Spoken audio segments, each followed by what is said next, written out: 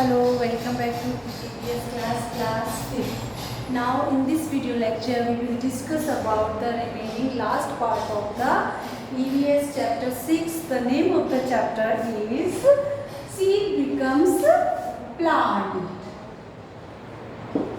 In this chapter we have already discussed about different types of plant that comes from the different continents, and in this video lecture I want to tell you about the different continent and total continent in the world.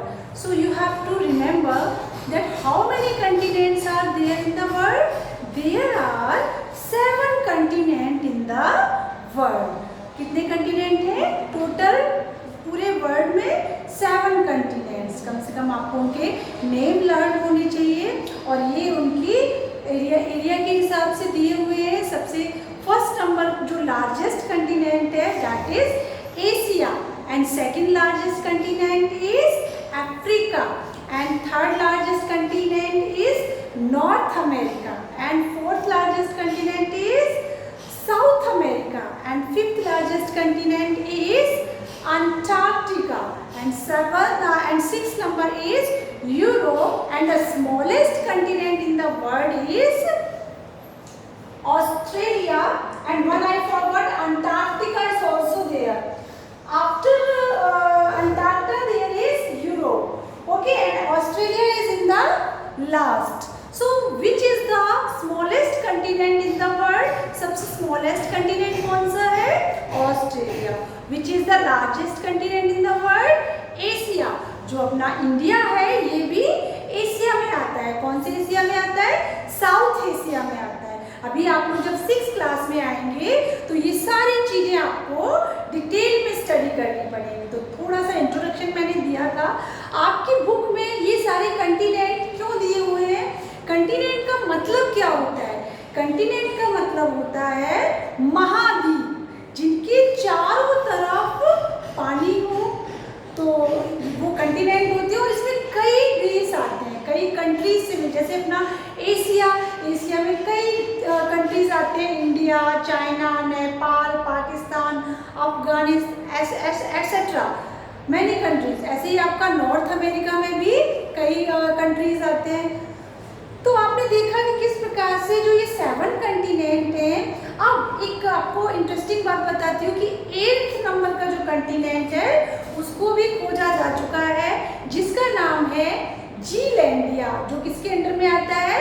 New Zealand के under में आता है। तो जो 8th number का अभी आपकी book में तो नहीं दिया है क्योंकि अभी हाल ही में इसको खोजा गया है, अभी हाल ही में इसको डिस्कवर किया गया है। तो what is the 8th continent? 8th continent is Zealandia, जो कहाँ पर आता है? न्यूजीलैंड के अंडर में आता है। तो अभी तो आपको 7 कंटिनेंट लर्न करने हैं, लेकिन अगर आपसे कोई पूछता है कि अभी जो नया 8th कंटिनेंट खोजा गया है उसका नेम क्या है, तो Zealandia. I hope you learn the name of the continent. आपको ये नेम लर्न हो गए होंगे। Asia, Africa, north America, south America, Antarctica, Europe, Australia. Now different plants are given and from which continent they come are given.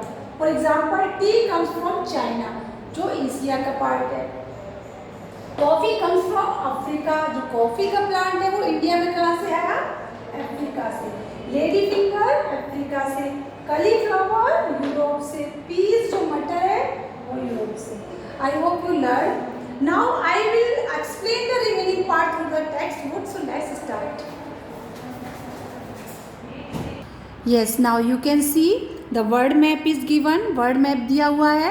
इसमें continent की spelling जो है wrong दी हुई है आपकी बुक में, और अंटार्कटिका की स्पेलिंग भी रॉन्ग दी हुई है। तो जो मैंने अभी आपको बोर्ड पे बताई थी दैट इज़ करेक्ट।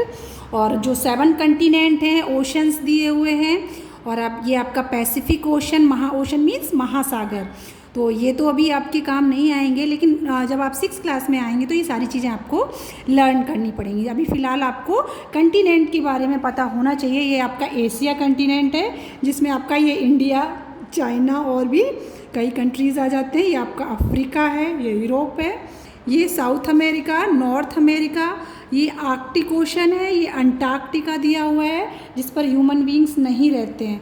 बाकी सारे कंटिनेंट्स पे ह्यूमन बींग रहते हैं, अंटार्कटिका में कोई भी ह्यूमन बींग्स नहीं रहते हैं। तो ये सब इसलिए बताया है क्योंकि इन कंट्रीज से ही कई प्लांट्स हैं जो आए हैं।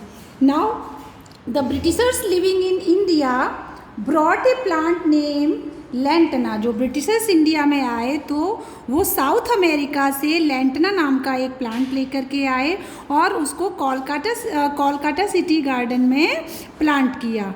नाउ ए ब्रिटिश ऑफिसर ब्रॉड यूकेलिप्टस, जिसको नीलगिरी भी कहा जाता है। जो ब्रिटिश ऑफिसर हैं वो ऑस्ट्रेलिया से नीलगिरी या यूकेलिप्टस का पौधा लेकर के आए और उन्होंने तमिलनाडु के नीलगिरी पहाड़ी पर उसको नीलगिरी पहाड़ी पर उनको लगाया, इसलिए उस जगह को नीलगिरी हिल्स के नाम से भी जाना जाता है। That is why it is also known as Nilgiri, इसीलिए क्योंकि वहाँ नीलगिरी प्लांट्स हैं इसीलिए उनको नीलगिरी के नाम से भी जाना जाता है। Now when India imported wheat from the United States of America, some seeds of Parthenium came along with it and unnecessarily spread in our country. Yes, जब आपका import का मतलब क्या होता है? आयात करना। किसी दूसरे देश से या दूसरी जगह से जब कोई चीज़ हम मंगाते हैं तो उसको आयात करना कहते हैं, और जब कोई चीज़ कहीं भेजते हैं यानी कि एक्सपोर्ट करते हैं तो उसको निर्यात करना कहते हैं। तो जब अमेरिका की यूनाइटेड स्टेट्स अमेरिका से यानी कि USA जिसको शॉर्ट में बोलते हैं, वहाँ से जब गेहूँ मंगाया गया, इंडिया में इंपोर्ट किया गया, तो उस गेहूँ के बीजों के साथ पार्थेनियम के बीज भी आ गए जिसको गाजर घास के नाम से भी जाना जाता है। पार्थेनियम को और किस नाम से जानते हैं? गाजर घास के नाम से जाना जाता है। तो ये इसके बीज भी यहाँ आ गए और हमारे देश में अननेसेसरी यानी कि इसकी आवश्यकता नहीं थी, अनावश्यक रूप से जगह जगह फैल गए। Now things to do in this is activity है जो आपको अपनी नोटबुक में पेस्ट करना है। Map first you listen and paste it. Paste a map of the word. सबसे पहले आपको वर्ड का मैप लेना है, अपनी नोटबुक में पेस्ट करना है और उसमें कंटिनेंट जो हैं उसमें आपको ब्लैंक कंटिनेंट मिलेंगे, उनमें उनके नेम राइट करना है। इतना तो आप कर ही सकते हो। Also right the names of the food items, और आपको उन फूड आइटम्स का, जैसे अभी मैंने आपको वाइट बोर्ड पे बताया था कि कौन से फूड प्लांट कहाँ से आए हैं, वो भी राइट आपको करना है। Now next page. Yes, in this picture eucalyptus plant is given and that comes from Australia and that is known as the Nilgiri plant also. Second picture is given of lantana flower that comes from South America and third picture is given of Parthenium जिसको गाजर घास के नाम से भी जाना जाता है, ये देख सकते हैं आप। Now next some points are given. Explore out of the above which foreign plants have you seen in your surroundings. कौन सा विदेशी पौधा आपको अपने आसपास दिखता है या देखा है अपने? तो टी हो जाएगा आपका, कॉफ़ी एट्सेट्रा। अब नेक्स्ट आपको क्या करना है? Read more stories from your school library. आपकी स्कूल लाइब्रेरी से जब भी आप जाएं तो आप वहाँ से स्टोरीज़ पढ़ें about the travel of plants, कि किस प्रकार से प्लांट्स और सीड्स एक जगह से दूसरी जगह पहुंचते हैं। नाउ इंस्ट्रक्शंस क्या दिए हुए हैं देखिए, ये टीचर से रिलेटेड इंस्ट्रक्शंस है। Instructions for the teacher, gather all the students, ये टीचर से रिलेटेड है, सो no need of reading it. Now next we learn in this chapter, now we are concluding this chapter. In this chapter we have learned about the germination of seed take place in favorable conditions only.